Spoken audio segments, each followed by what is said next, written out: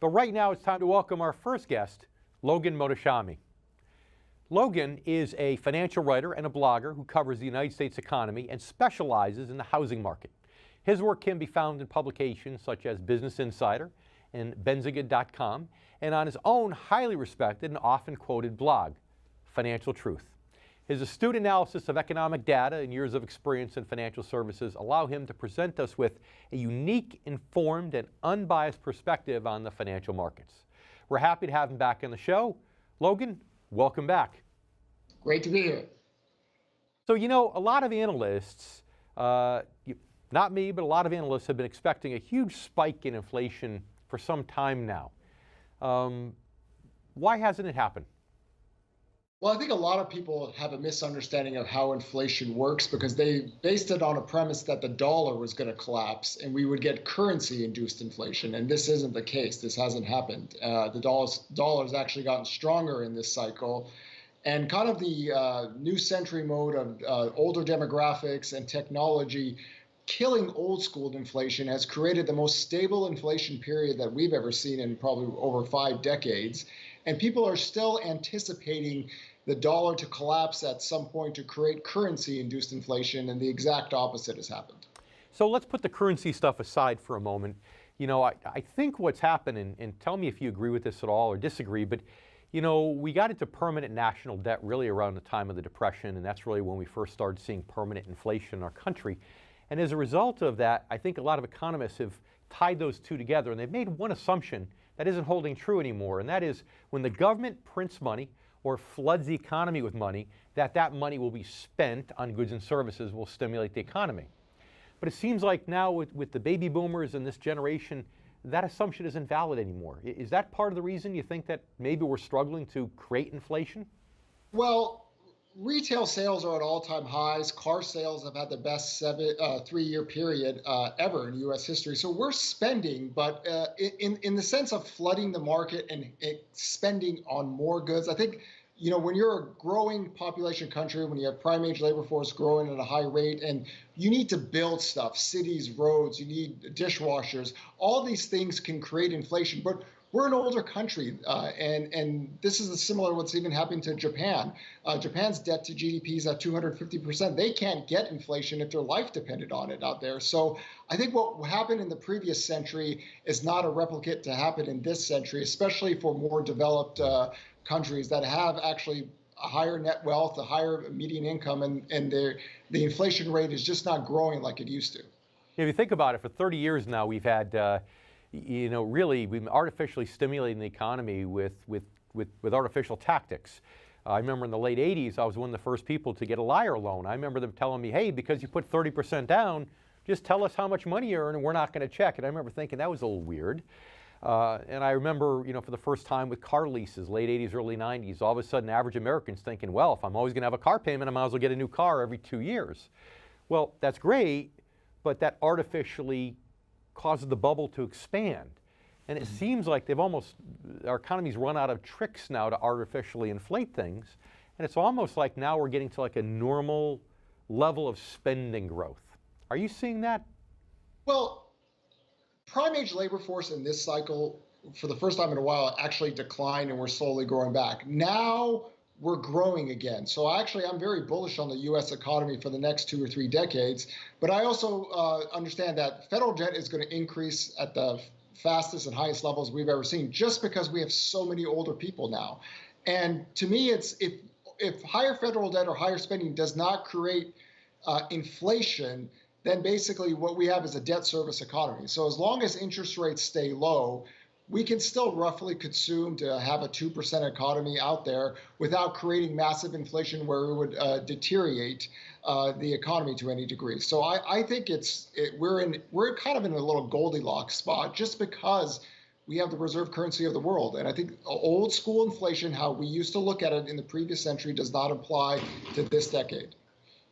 Interesting. Well, I want to talk to you a little bit more about that after the break. And I also want to talk to you about, so during the commercial break here, I'll give you a little clue so you can start thinking ahead.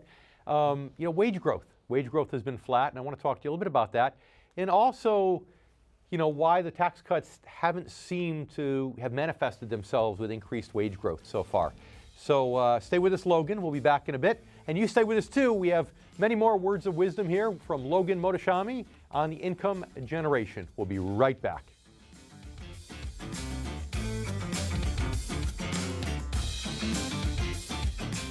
Now it's time to welcome back Logan Mohtashami. So what's it going to take? You hear employers crying the blues about a shortage of qualified workers, but yet we're still not really seeing wage growth the way we'd like to see it. What's it going to take to get wage growth here back in the United States? This is a very interesting topic. Wages are actually at all-time highs, but the rate of growth is obviously slowing. It's been slowing for decades, but so has the rate of growth of inflation and the rate of growth of productivity. One of the things that I believe in is that, wage growth really moves with prime age labor force. We have so many ways to track wages. If you actually use the age group 25 to 54, their wage growth is well above 1% against core inflation. But if you start to get in the 55 and over group, your wage growth is roughly below what core inflation is running. So since you have natural older workers out there, the wage growth for the age 55 and over is just not going to be as strong as it is for a prime age labor force as you're growing into your career. So it's very similar to what's happened in Japan. Japan's an older workforce. They have very low unemployment. Their population is dying, and they're really not seeing any wage growth for decades now. We have a little bit different of a demographic background, but today the job openings hit 6.9 million. Unemployment claims versus civilian labor force is at all-time lows. So I think it's going to take a little bit more, a year or two before we start to see above trend wage growth that we've seen in this previous decade. So the members of the income generation that have the highest incomes, the ability to spend, are not feeling comfortable because they're not seeing the wage growth, whereas the younger workers are seeing the wage growth, but they've got less actual dollars to spend because they're at lower income levels. So how does that affect housing, right? I mean, in the minute or so we have left in this segment, housing is usually an indicator of inflation. So what are you seeing there right now? And what does that tell us? Home sales are at cycle highs, but again, purchase applications are only at 1998 levels. Okay. The rate of growth of pricing is going to slow down. When your interest rates get to about 4.5%, that cools things down a little bit. But the biggest demographic patch in America right now are ages 23 to 29. So we do have some underneath demographic demand to come out to give a little boost for housing demand. But I wouldn't expect anything to really take off in terms of home sales for some time. If we can get the millennials out there buying homes, living the American dream of the 1950s, that'll certainly help home prices. So Logan, stay with us. You stay with us too. We'll be right back here on the Income Generation.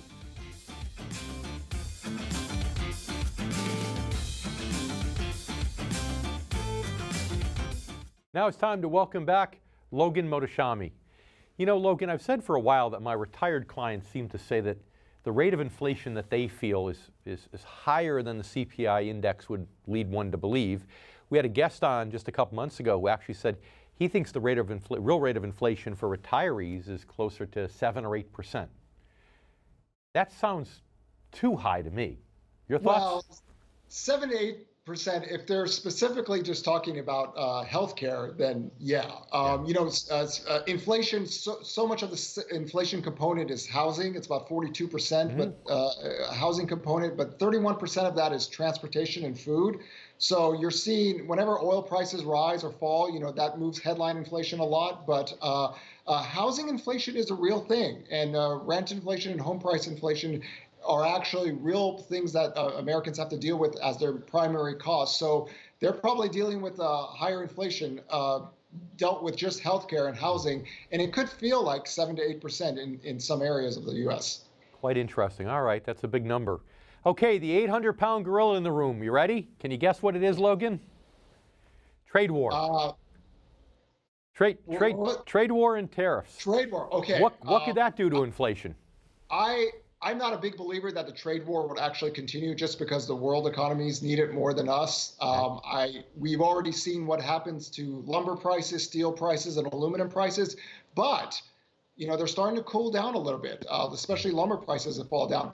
Think about it in this way. We have a very long economic expansion. We have trade war talk. We have tariffs about to be put on place.